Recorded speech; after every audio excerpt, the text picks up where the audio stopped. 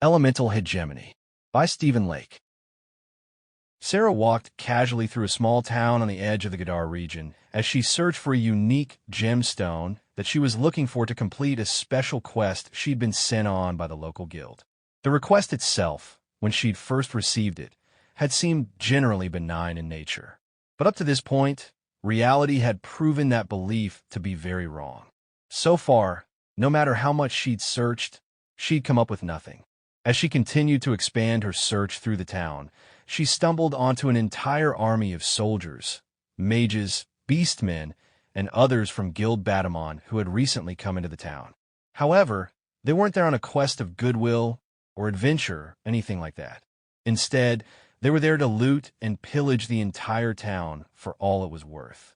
Upon seeing this, she ran up to them and began shouting, "Hey you, stop this madness now," she cried. However, the soldiers didn't listen to her.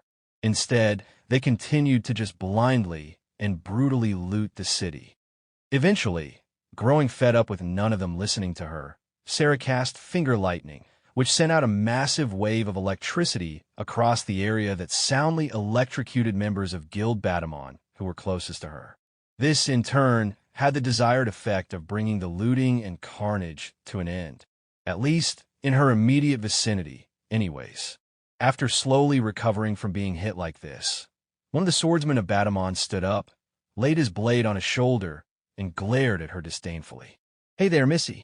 Who do you think you're messing with?" he said arrogantly. Sarah glared quietly at him. "You need to stop this immediately. You're harming innocent people," she barked in reply. The swordsman grinned arrogantly at her as he laughed mockingly. "You're right, because that's what we do," he replied. Sarah's eyes narrowed at this. "You either stop now, or I will stop you myself," she said in a low, menacing voice. One of the nearby officers, a knight clad in black armor, snorted dismissively at her. "Tisk, do you really think you're strong enough to do that? You're just one pretty little mage against an entire guild. So you really are stupid if you think you can do that, aren't you, Missy?" he replied, the sound of arrogance dripping from his voice. Sarah's eyes narrowed even more. "I've told you once. I will not tell you again. Leave," she said sternly. However, the knight merely laughed at her and then began approaching her with an arrogant swagger in his step. "Leave? Really? Well, we'll see." Suddenly Sarah, upon seeing him preparing to attack, cast Ice Cannon, which launched a powerful ice ball at him that smashed into his chest and blew him off his feet. The others, upon seeing this, grew angry and then charged at her. Without even a single moment of hesitation, despite the number of people running at her, she immediately cast Elemental Fortify, which encased her entire body in a flowing water-like barrier that looked as though she were wearing a special, glowing blue piecemeal armor. She then extended her wand to the side and cast Air Thrust, which pushed her forward towards the attacking guild fighters at incredible speed. Seeing this, the Batamon fighters raised their swords in preparation to strike. However, before they could, she countered them with a Tempest Shockwave spell that sent out a powerful, tsunami-like wave of air that knocked all of them completely off their feet while shaking the ground so powerfully that it felt as though the very bowels of the earth had quivered. Not long after this, she reached the leader of the team, who was still in the middle of recovering, grabbed him on the way by, and then threw him far into the distance to his complete and total surprise. Upon seeing this, the others of his troop watched this with gape-jawed expressions for several moments before turning their attention back to Sarah. However, before they could do anything, she used Air Cannon to pop them all into the air and then Deep Gravity to slam them hard to the ground. This time, however, they didn't get up. A moment later, a powerful blast of lightning erupted from the sky above and crashed down upon her. However, because of the watery protection that her elemental fortification shield provided her, it did no damage, as the electricity from the bolt was harmlessly and safely channeled around her and into the ground. Realizing that this spell had been cast by a group of nearby mages, she quickly scanned the area and soon discovered a small troop of elemental casters not far away who were gathering together their strength to call down yet another strike on her. Not wasting even a second, she used Speed Step to almost instantly close the distance with them. Before the team of mages even knew what had happened, she began systematically breaking each of their incantations, causing their spells to immediately collapse and dissipate harmlessly. Upon completing this, she then began a counterattack against the mages a moment later. "Dark Flame, Blood Lightning," she shouted. This attack immediately filled the air with something akin to dark fire, wrapped in blades of blood-red lightning, which reached out to every soul within a 40-foot radius in every direction, wrapped them in darkness, and then executed them with brutal efficiency. The intensity of the attack shook the air and earth violently, as though Thor himself had delivered the most powerful attack possible with his famed lightning hammer Mjolnir. This immediately zeroed out every single one of the mages in a single, devastating strike. She then settled down gently on the ground, amidst the carpet of bodies that now surrounded her, and glared darkly at the other guild members nearby. As she did, her body glowed a soft yellow and red, as a mysterious, terrifying energy tossed her hair gently, as though by a soft afternoon breeze. "Do you boys still want to fight me? Or are you going to leave this city like I asked you to?" she said, her voice both heavy with authority and tauntingly with power. The guild fighters, who still remained alive and able to fight, studied her briefly for several moments before charging in at her with a roar. However, Sarah was prepared for this, half expecting the battle to take this course. She then grinned in excitement at this. "I thought as much," she replied with cold, dark glee. She then erupted forward at almost godlike speed, rapidly closing the distance between her and them before casting Blade of the Phoenix, which sent out a massive fire spell that engulfed the entire troop of guild soldiers in a tornado-like wall of fire, which immediately zeroed them out with almost no effort. She then set her feet on the ground again and studied the area with quiet, yet purposeful eyes. Not long after this, another group of guild fighters appeared and rushed in at her, blades, bows, staves, and swords all drawn and ready to strike. But they would never get an opportunity to do so. Moments later, she stretched her left hand out to her side and cast Magnetic Attraction.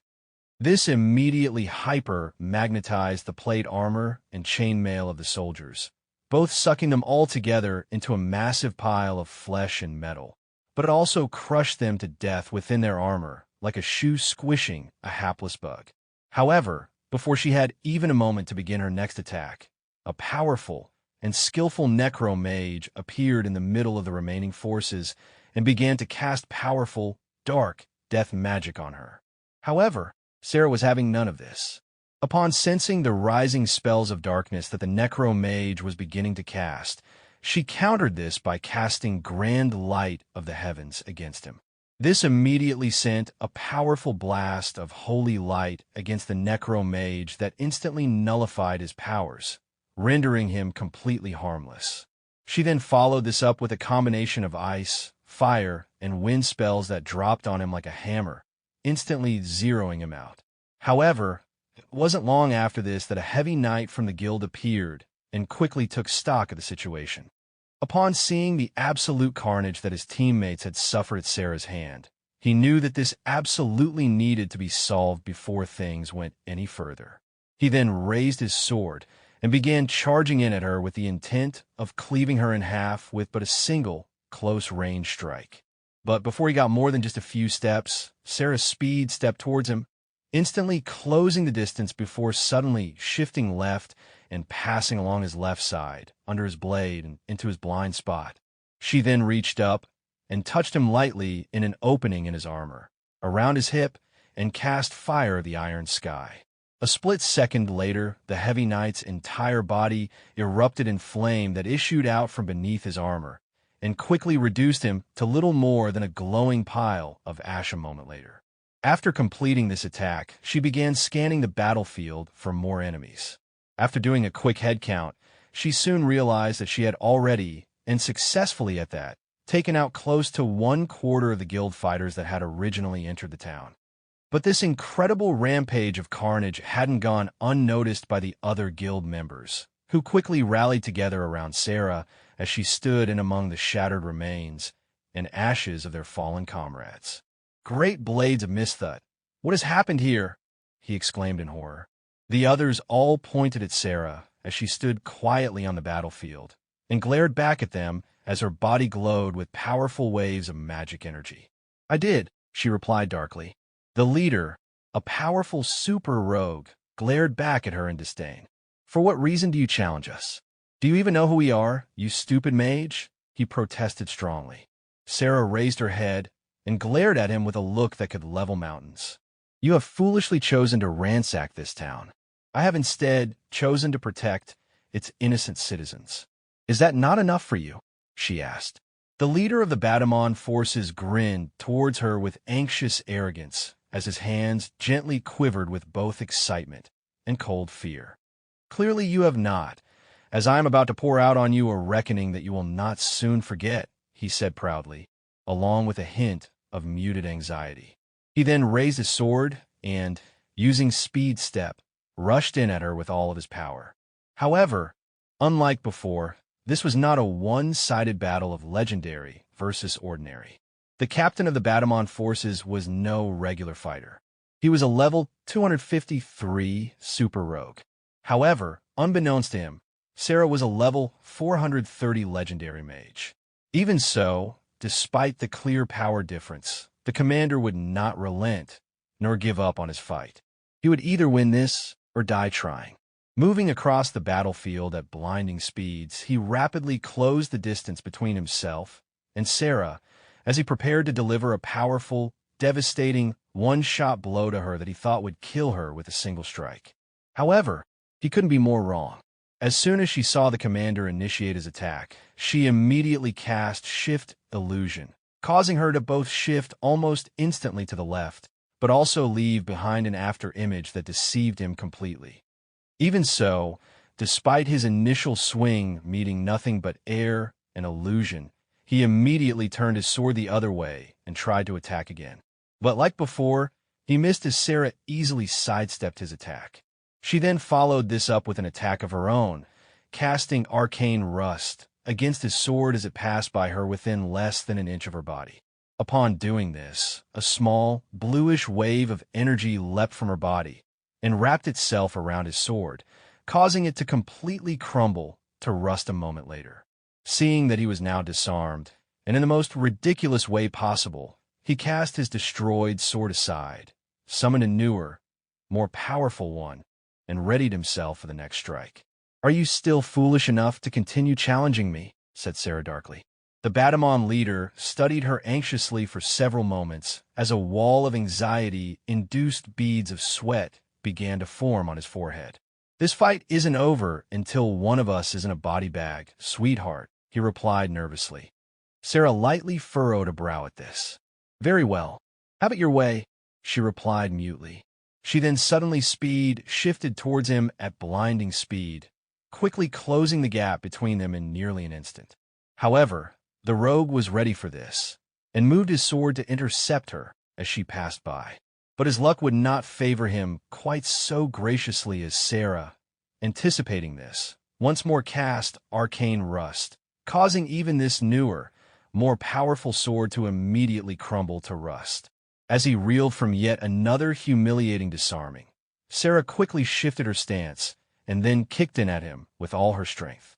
Her foot connected with his ribcage a split second later and deeply embedded itself with incredible force. This instantly wiped away the look of arrogance that was spread across the commander's face as it quickly shifted into an expression of shock, pain, and disbelief as his body folded under the power of her kick, like breaking a pair of chopsticks in two. He then was explosively launched away into the distance with humiliating efficiency and eventually disappeared out of sight. Seeing that her attack was completed, Sarah briefly held her pose as she studied the land around her, and then slowly recovered into a normal standing position. Her glare then fell coldly upon the remaining guild fighters that filled the area and shivered in terrifying, immobilizing fear. Upon seeing this, her eyes narrowed slightly. "Leave, and don't return. Ever," she said with dark, powerful authority. However, for a moment nobody moved, nor did any of them blink. Eventually, though, their urge to flee overcame their debilitating fear, and the entirety of the remaining guild forces folded and began to exit the battlefield as fast as their feet could carry them. Seeing that the only people from the guild who still remained were those who were down, but not dead yet, she cast Area Heal, which brought all of them back to full health. However, despite this kind act of generosity, none of the guild members hung around, and instead rushed off to join their buddies who were currently fleeing the area.